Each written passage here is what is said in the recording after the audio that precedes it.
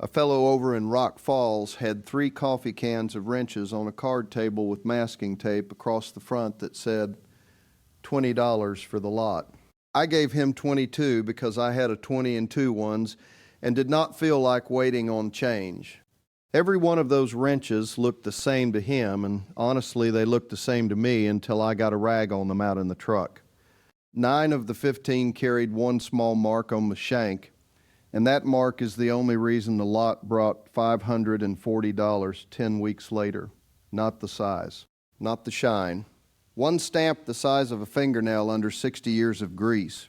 I am Otis Granger.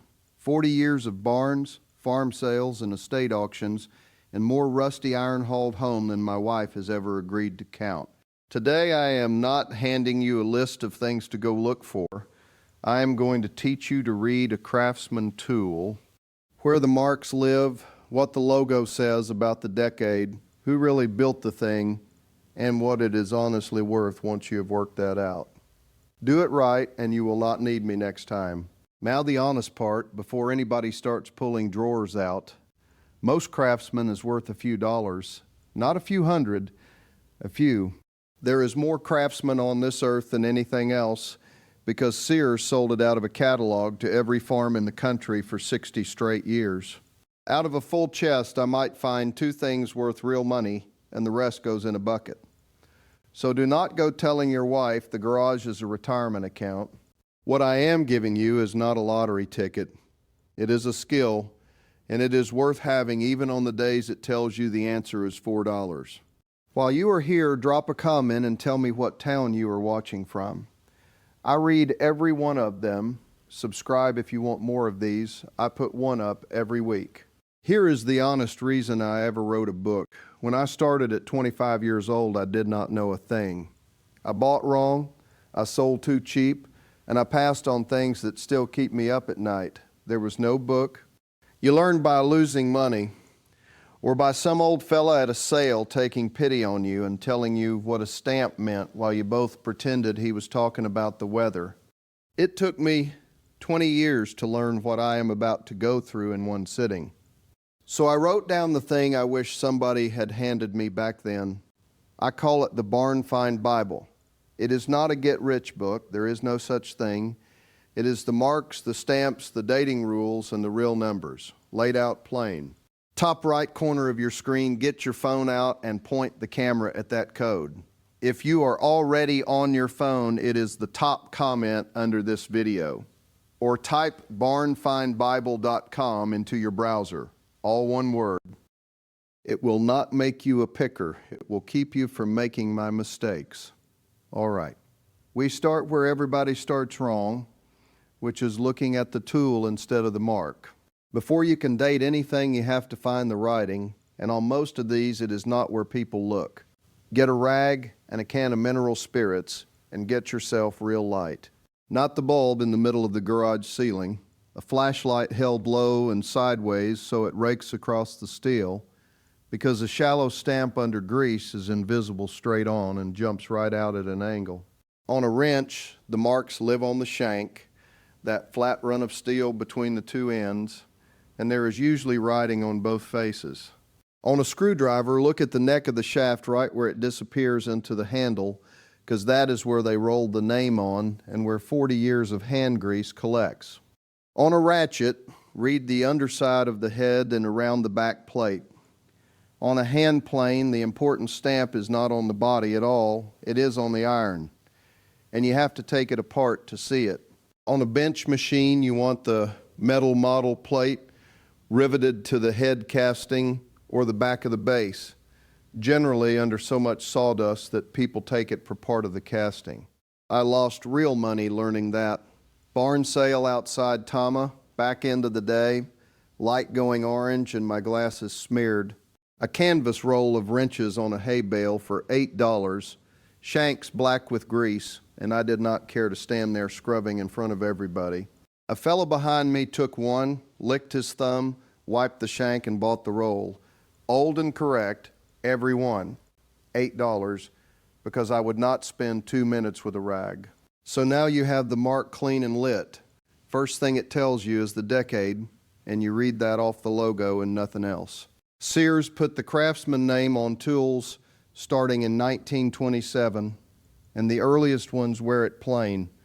Just the word, sometimes in a script hand, no line, no box, nothing around it. Hold one of those and you are in the 20s or early 30s, and you should slow down. Then comes the one people recognize. From the middle 1930s to about 1945, the name sits over a single underline. Craftsman with a bar under it. That is your pre-war and wartime tool, and it is the window most collectors care about. From about 1945 on, you get the double line, a line above and a line below. So it reads like an equals sign at each end. Folks write it as equals, Craftsman equals. That runs from the end of the war through the middle 60s, and there is an ocean of it because that is when every man coming home bought a socket set. 1966 brings two more. The Crown logo, a little crown sitting over the name, and the Craftsman commercial line sold to shops. Both start in 66, so either one puts you in the late 60s or after. After that, you're into the modern block letters and the shield, and I will save you the trouble. That is a user tool. Here is the cleanest rule I know, and it is worth the whole video. Look for a model number stamped into the tool, not on the case, on the steel. If a Craftsman hand tool carries no model number anywhere, it is generally from before about 1970 because Sears started putting those numbers on the tools so people could order the right replacement. No number, older tool, that gets you inside a decade 9 times out of 10. Now let me kill the tell everybody repeats. Somebody will tell you, USA stamped on a tool means it is old and valuable. It does not. Craftsman stamped USA from the 20s clear into the 90s. It tells you where it was made and nothing about when. I watched a man at auction pay $40 for a wrench because it said USA on it. 1984 wrench worth $2. This next part is the heart of the whole thing, and it is what almost nobody teaches, so stay with me.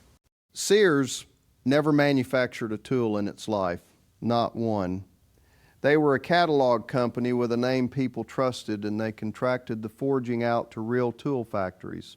Now, if you have a lifetime warranty and 6 factories making your wrenches, you have a problem, because when a broken one comes back over the counter, somebody has to know which factory eats the cost.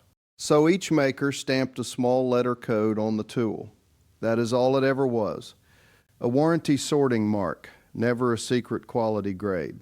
But it is the best thing on the tool because it tells you a Craftsman is not really a Craftsman. It is a Moore drop forging, a Duro Indestro, a New Britain, a Sargent, or a Miller's Falls, wearing a Sears name for the catalog. The one you have to know is V.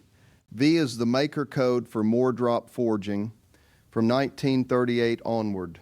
That is the whole story. You will hear people at swap meets say V stands for victory because of the war, or that it means vanadium steel. Both wrong, and both repeated with great confidence by men who have been wrong for 30 years. And here is the part that costs money. V tools are not scarce. Moore made them by the millions. The mark tells you who forged it and roughly when, which is useful, but it is not a payday, and I have watched folks bid like it is. The other letters are worth learning, but I have to be straight about them because this is where most videos flatten something that is not flat. A given letter does not always point at the same factory across every decade and every kind of tool. Sears used the same alphabet on wrenches, sockets, files, and planes, and the assignments shifted as contracts came and went. So the honest way to use a code is to find it, write it down, and look it up for that specific tool and that specific era. Anybody telling you one chart covers all of it is selling you a chart. What the maker means for your pocket sorts out rough. Moore drop forging in New Britain are your good forged wrench and socket makers, and their stuff feels dense in the hand. Duro Indestro out of Chicago made an enormous amount of honest steel that is common as dirt. Later on, screwdrivers came out of Western Forge in Colorado, genuinely good tools nobody collects, and ratchets came from the Esco and Danaher side. Good users, not treasure. Now let us put the skill to work on the different things you are going to find, because it is the same reading applied to different objects. On wrenches and sockets, everything lives on the shank and the outside of the socket wall. You want the logo era and the letter together, and then you want the set to match. Do not take a mark on the case as proof of anything. The case is not the tool. I have opened many a beautiful old red case with a modern set poured into it. On ratchets, read the underside of the head, then work the mechanism slow with your ear down close. A tight even click is worth money. A mushy one is a repair kit. Fellow in Owasso sold me a chest with a ratchet in the bottom tray, double line on it, click like a good rifle bolt. I never did sell that one. 19 years in my truck box, which tells you what I really thought it was worth. On hand planes, take the thing apart, pull the lever cap, pull the iron, read the back of the blade. Sargent stamped the code BL on the irons they made for Sears and Miller's Falls, stamped BB. That is a real tell, because a Sears plane with a Sargent iron in it is a Sargent plane with a different name on the body, and it will take a shaving as fine as you like. Estate sale near Emporia, I had one apart in my hands reading the iron, and a younger fella beside me said, "I will take it," and handed the woman $6 while I was still squinting. He was right, and he was faster. Read it in the truck next time. On chisels and screwdrivers, you are back to the neck under the handle. Chisels want the handle checked too, because beech or boxwood puts you earlier than plastic every time. I bought a screwdriver in Ionia for a quarter out of a jar because I could see one letter peeking out from under the ferrule. Cleaned up, it was a proper old one, and it sold for $18. I tell that one on purpose so you see the actual scale of this business. On the bench machines, the code hides inside the model number itself, and this is the cleanest trick in the video. If the model plate starts with 101, Atlas Press built it. 103 is King Sealy, 113 is Emerson Electric, so a Craftsman drill press reading 103 is a King Sealy, and now you know who to look it up under. Now conditioned, because a good mark does not rescue a ruined tool, and I have watched people talk themselves into junk because the stamp was right. Flaking chrome is the big one. When chrome lifts off a wrench and flakes, it does not go back on, and under it is pitting, and pitting on the working faces takes a collector piece down to a user piece in one look. Surface rust wipes off. Pitting is metal that is gone. Incomplete sets are next. A socket set missing 3 sizes is not a set. It is sockets, and the drop is steeper than people expect. Mismatched pieces are worse, because 2 modern replacements in the tray read wrong immediately and make a buyer wonder what else you have not told him. Then edges. A chisel or a plane iron sharpened for 50 years is short, and short is finished. And if somebody put it to a bench grinder and blued the steel, the temper is gone and it will never hold an edge again. Then the warranty problem, the sneakiest thing in this whole subject. That lifetime warranty was real, and people used it. A man breaks a 1940 wrench in 1992, walks into Sears, walks out with a brand new one, same name, same size, same drawer. 30 years later, it sits in the roll looking like it belongs. Widow in Nina had her husband set out, and 3 of the 11 had been swapped that way. I told her so, because she would hear it from a buyer eventually, and it is better she hears it in her own kitchen. Which brings us to what the reading is actually worth. Real numbers. Most Craftsman is a few dollars a piece. Say it out loud so it sticks. Loose wrenches, loose sockets, common screwdrivers, ordinary later chisels, $1 to $5 each all day long. A socket set complete in the original case, correct era, everything matching, runs roughly $60 to $200, not $400, $60 to $200, and the top of that wants a clean case and every size present. A genuinely early and correct wrench set, right logo, right code, all present, runs roughly $300 to $800. That is the good outcome, and it is the one everybody assumes they have and almost nobody does. A King Sealy drill press is roughly $75 to $250. And a word about machines. I hauled one out of a basement in Kirksville with a nephew and a furniture dolly, spent a Saturday on it, gave the nephew $40 in gas, and cleared about $90. Machines are the worst dollars per hour of anything in this business. Buy one because you want it, not because you think it is money. And the four-figure result? I have seen 2 in 40 years. 2. It happens, and it is the exception, not the target. The woman in Winterset is the one I think about. Her husband's socket set was out at $8 because the case was scuffed. I turned it over, showed her the double line, showed her every socket matched, and told her not to take less than $150. She got $135. No, I did not buy it, and yes, I get asked that. So here is tonight's job. Go out to the garage with a rag and a flashlight, pick up your own tools one at a time, and hold the light low so it rakes the steel. Find the mark, read the logo and put it in a decade.